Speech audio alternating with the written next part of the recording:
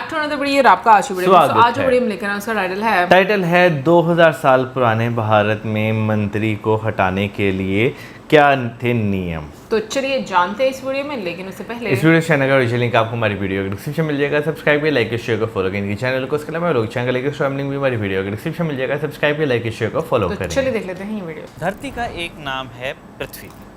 पुराणों में वर्णित कथाओं के मुताबिक ये नाम एक आदमी के नाम पर पड़ा, पृथु।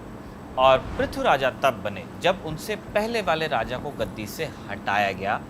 जिसको हटाया गया उनका नाम वेन था। और हटाने से पहले जो हुआ वो कोई लड़ाई नहीं थी, वो एक बातचीत थी। ऋषि उनके सामने खड़े थे। उन्होंने वेन को उनका करार याद दिलाया, वो शर्त जिस पर उन्हें गद्दी दी गई थी।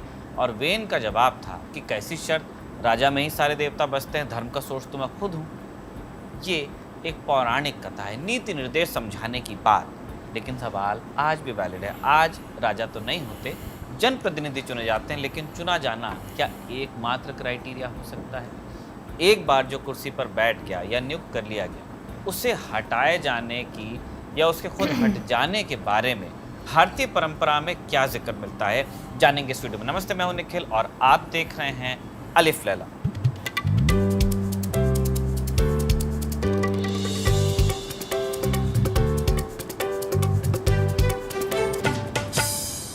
भागवत पुराण की एक कहानी से हम बात की शुरुआत करते हैं कि राजा हुए अंग। अब अंग की कोई संतान नहीं थी, तो उन्होंने बड़ा यज्ञ करवाया और फिर उनका एक बेटा हुआ जिसका नाम था वेन। बचपन से ही बड़ा उजड्ड बच्चा था, जंगल में जाकर धनुष बाण से हिरणों को मार देता, खेल के मैदान में अपनी उम्र के बच्चों को इस तरह मारता जैसे जानवर काट रहा हो। भागवत पुराण में वेन के लिए एक वर्णन आता है कि लोग किसी को क्रूर हरकत करते जब देखते तो यही कहते कि ये वेन है। अंग ने बेटे को सजा देकर सुधारने की कोशिश की, नहीं सुधरा।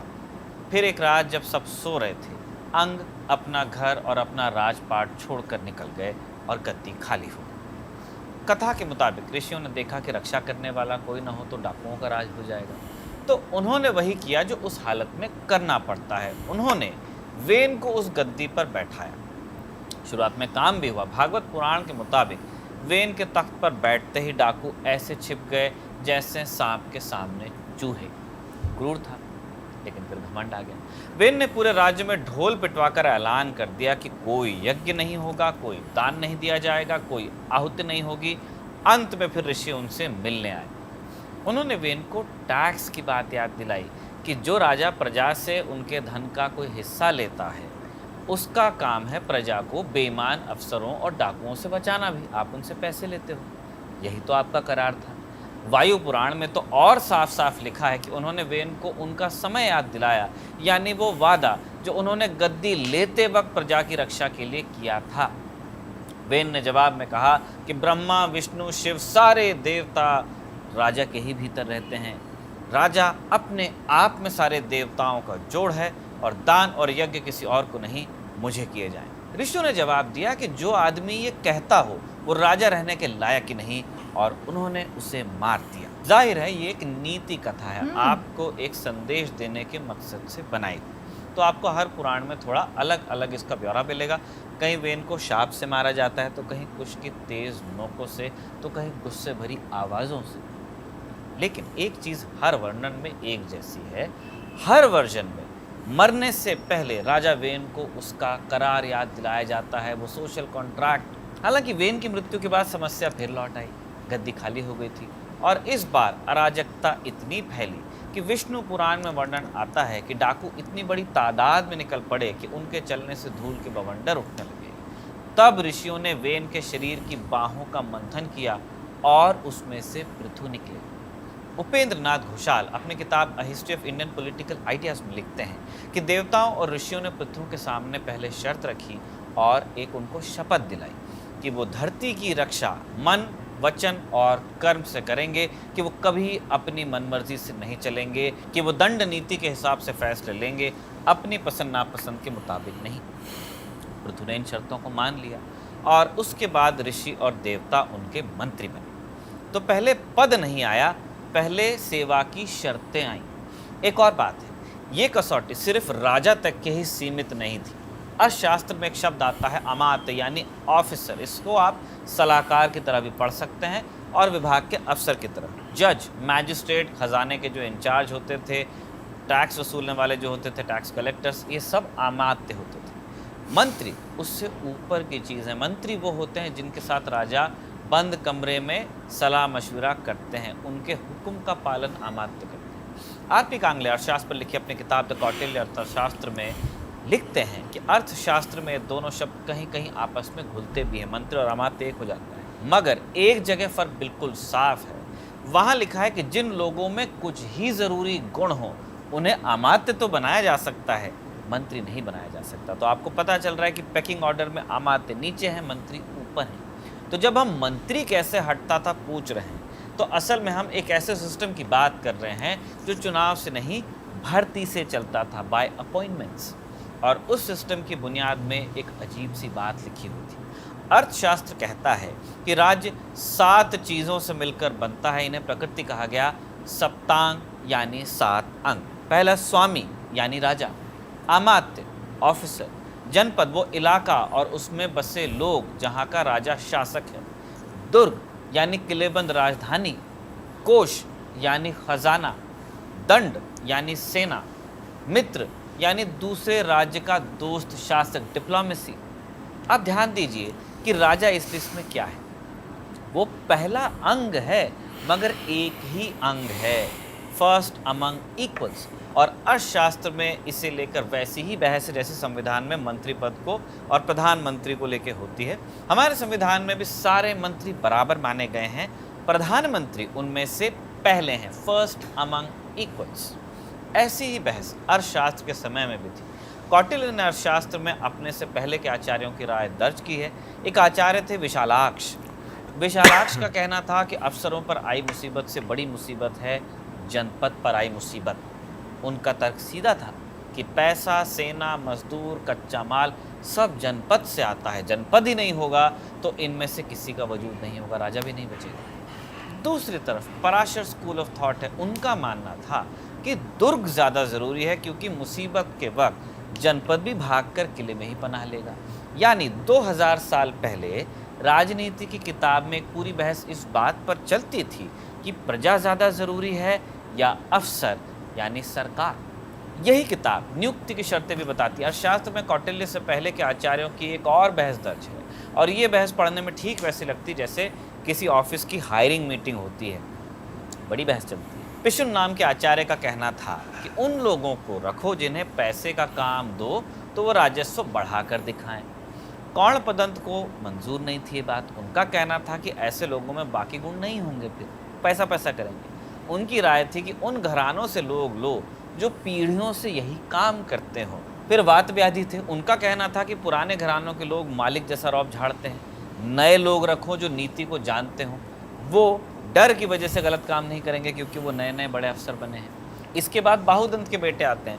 वो कहते हैं कि जो लोग सिर्फ किताबी ज्ञान रखते हैं और असल काम नहीं जानते वो हर काम में मात खाएंगे।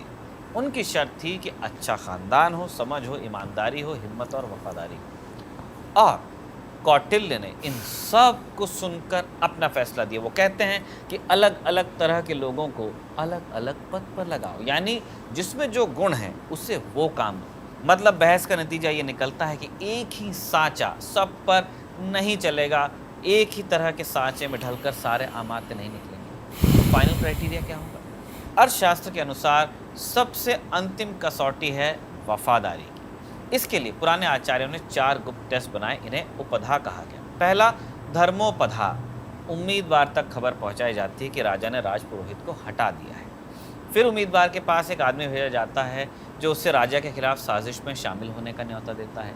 देखा जाता है कि वो हाँ कहता है या इनकार करता है। दूसरा अर्थोपधा, यही न्योता मगर इस बार साथ में बड़े फायदे का लालच, के पैसा भी देंगे तुझे। तीसरा भयोपधा, उम्मीदवार को दूसरे अफसरों के साथ डिमोट कर दिया जाता है और फिर देखा जाता है कि डर और अपमान के बाद क्या ये व्यक्ति साजिश की तरफ चला जाता है, मतलब जो लोग उसको राजा के जज खिलाफ पूरा चौथा देखा जा टटोला रहा जा रहा है ना। उम्मीदवार तक ये बात पहुंचाई जाती है टूटेगा तो कि नहीं। रानी उस पर मोहित हो गई। और इन परीक्षाओं का फिर जो नतीजा आता उसी से तय होता कि आदमी को कहाँ बैठाया जाएगा। जो धर्म के टेस्ट में खरा उतरा वो जज और मैजिस्ट्रेट बनाया जाता, जो पैसे के टेस्ट में खरा उतरा उसे खजाने और टैक्स का विभाग मिलता, जो डर के टेस्ट में खरा उतरता उसे राजा के सबसे पास वाली तैनाती मिलती, और जो कामोपधा में खरा उतरता वो राजा के मनोरंजन और निजी माहौल में रहने वाले पदों पर जाता, और जो चारों में पास हो जाए वो बनता मंत्री।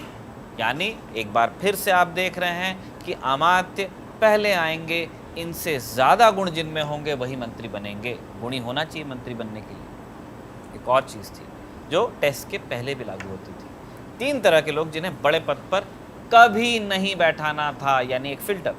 पहला व्यक्ति कौन नहीं बैठेगा? मूलहर, वो आदमी जिसने अपने बाप दादा की जमा की हुई जायदाद उड़ा दी हो। ये तो खैर आज का भी सिस्टम है, लोग नहीं चाहते कि ऐसा कोई आगे जाए। दूसरा तादात्विक, वो आदमी जो जितना कमाता हो उतना उसी वक्त खर्च भी कर देता है। तीसरा कदर, वो कंजूस जो पैसा तो खूब जोड़ता है मगर खुद को और अपने घर वालों को तकलीफ दे करके जोड़ता है। ये सब क्राइटेरिया अर्थशास्त्र में डिस्कस हुआ है कि इन 3 तरह के लोग होंगे तो उनको लिया ही नहीं जाएगा। मगर ये सब नौकरी मिलने तक की कहानी है, हायरिंग की बात हुई है। असली सवाल नौकरी के बाद शुरू होता है कि अब तो आप बैठ गए। जो अमात्य चुना गया अगर वो गलत काम करे, अपना काम सही से ना करे या भ्रष्ट हो तो क्या होगा? अर्थशास्त्र इसे एक प्रैक्टिकल प्रॉब्लम से समझाता है। एक जगह 3 लाइंस का जिक्र है। पहली, जो अफसर सरकारी पैसे या सरकारी माल को छूता है उसके लिए उसमें से कुछ न लेना लगभग नामुमकिन है।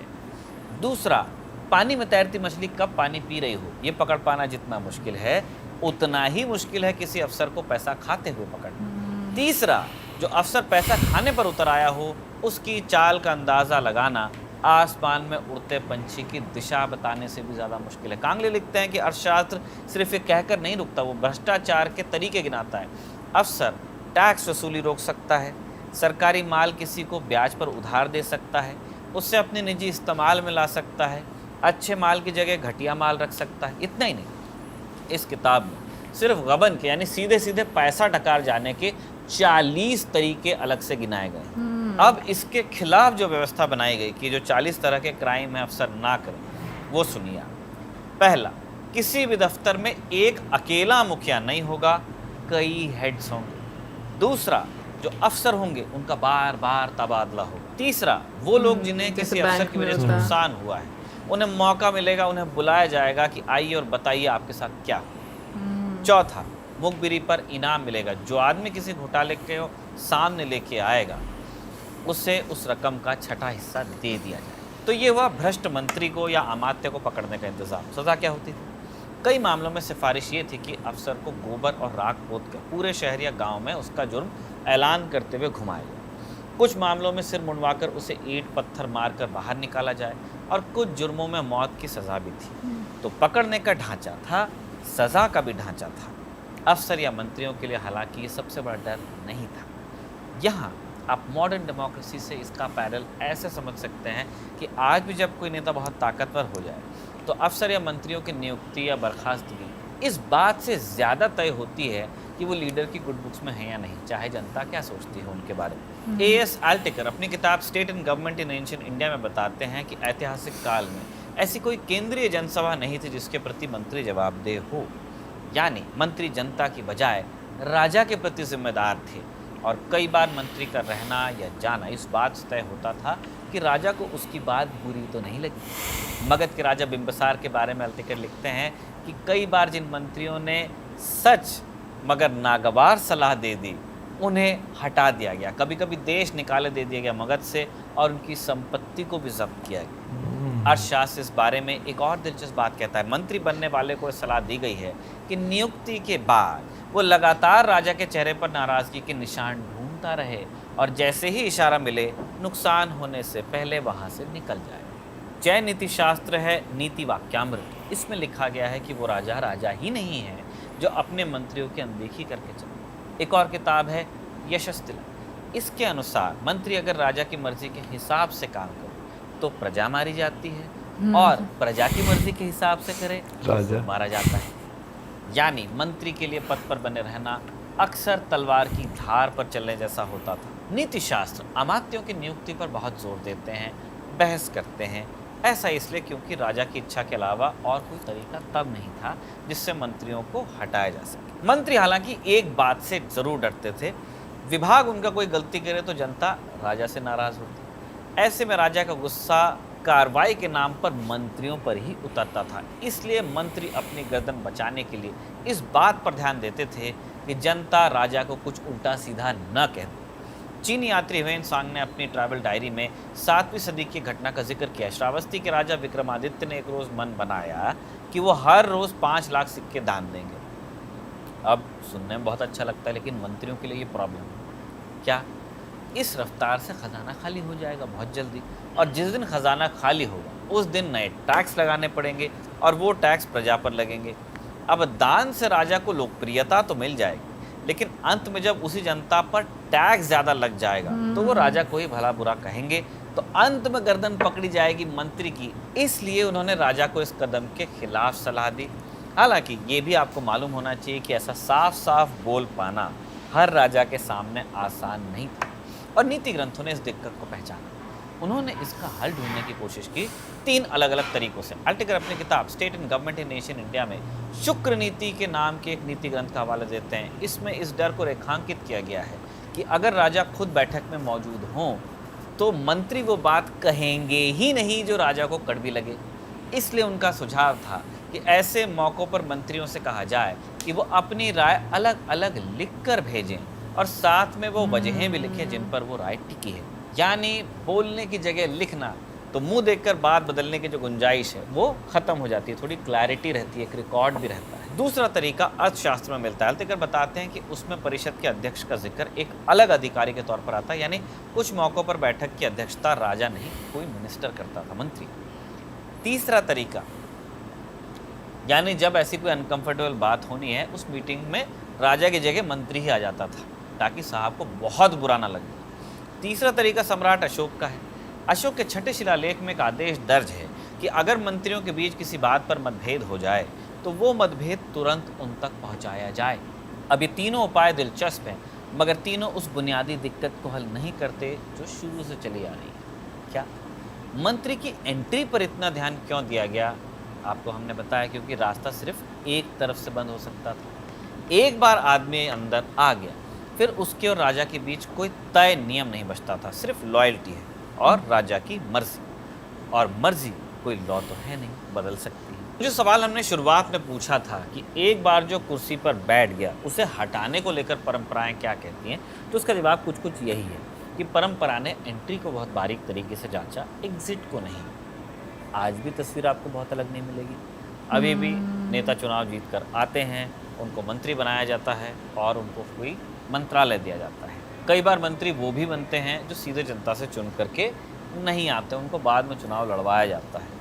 और इन सब को चाहे चुनकर आए हों या बिना चुनाव के आए हों, जिन्हें बाद में चुनाव करवाया गया हो जिनका, उन्हें हटाने की ताकत भी सरकार के पास है। तो क्राइटेरिया आज भी केवल ये नहीं है कि जनता ने इन्हें चुना या नहीं चुना है। जनता सिर्फ नेता को चुन पाती है, मंत्री कौन बनेगा ये हमेशा से जनता के हाथ के बाहर रही है। फ़र्क सिर्फ इतना है कि आज मर्जी हाईकमान की होती है, पहले राजा की होती थी। परंपरा अगर इस सवाल का जवाब दे सकती है तो सिर्फ इस तरीके से कि पृथु का नाम धरती पर इसलिए टिका कि उन्होंने प्रजा के लिए धरती से अन्न निकाला, जन्म से नहीं, खानदान से नहीं, काम से। यही वो शर्त थी जिस पर हर मंत्री, हर अफसर, हर राजा को परखा जाना चाहिए। सिर्फ ये नहीं कि कुर्सी किससे मिली, बल्कि ये कुर्सी पर बैठकर उसने किया क्या। इस शानदार एपिसोड अलिफ लैला का कमल ने लिखा था और आनंद ने रिकॉर्ड किया। आप देखते रहिए खबर। भाई आज के टाइम पे जो है ना, नहीं जितनी चीज़ें हम सुन रहे थे लग तो बहुत अच्छी रही थी, लेकिन आज के टाइम पे ना सही बात है कि इंसान को जितने वो पर्दों में बैठा होता है ना, बहुत मुश्किल है कि आप जो है ना समझ पाए असल में वो है क्या। देखो बहुत सारी जगहों पर चीज़ें जो हैं वो काम से भी चलती हैं और बहुत सारी चीज़ें जो हैं वो आप कह लो कि काम से नहीं भी चलती। तो एक चीज़ जो बीच में बोली गई कि वाकई में हम लोग जैसे हर जगह पर यही होता है कि आप हेड ऑफ द पार्टी को, मतलब जनता जो है वो चूज करती है, बट उसके आगे अंदर जो हायरार्की बनती है वो तो सारी पार्टी के पास ही होती है। अब उसमें से कुछ लोग ऐसे होते हैं जो काम करते हैं, कुछ लोग ऐसे होते हैं जो काम नहीं करते, लेकिन क्योंकि वो पार्टी का हिस्सा होते हैं और उनसे पार्टी को भी बहुत बेनिफिट्स होते हैं, तो इस वजह से पार्टी उनको बाहर निकालती भी नहीं है।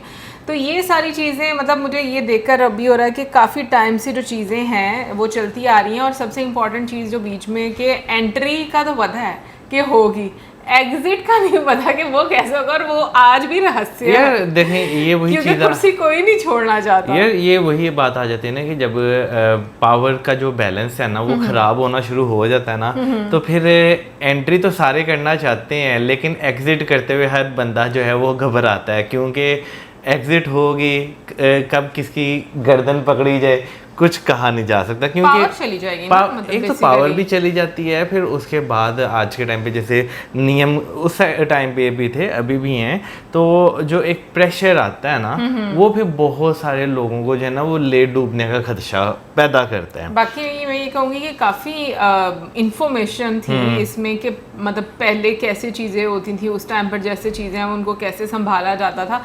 But I think politics is like के काफ़ी डिफ़िकल्ट एक चेस बोर्ड है, मैं कहती हूँ काफ़ी डिफ़िकल्ट एक डिपार्टमेंट है, जिसमें मुझे लगता है वाकई में हर टाइम दिमाग ही लड़ाना पड़ता है। यार आपको आपके कह लेंगे वैसे तो हमारी 2 आंखें होती हैं, लेकिन आपको अपनी चारों दिशाओं से जो है वो देखना पड़ता है कि आपके पीछे बैठा हुआ बंदा भी आपके बारे में क्या सोच रहा है। एक अच्छा पॉलिटिशियन मुझे लगता है वही होगा जिसकी ना सारी इंद्रियां काम करती होंगी, नाक, कान, आंखें, ठीक है ना, सूंघने की ही सब कुछ जो है ना वो काम करती हो कि अब हवा किस दिशा में जा रही है और मुझे कैसे काम करना है। कमेंट सेक्शन में आप अपनी ओपिनियन ज़रूर दीजिए कि आपको इन सब चीज़ों के बारे में पता था, और मुझे तो वैसे ये भी नहीं पता था कि पृथ्वी एक राजा का नाम था। मुझे भी नहीं था पता। और मिलेंगे नेक्स्ट टाइम, सब्सक्राइब करना। बाय।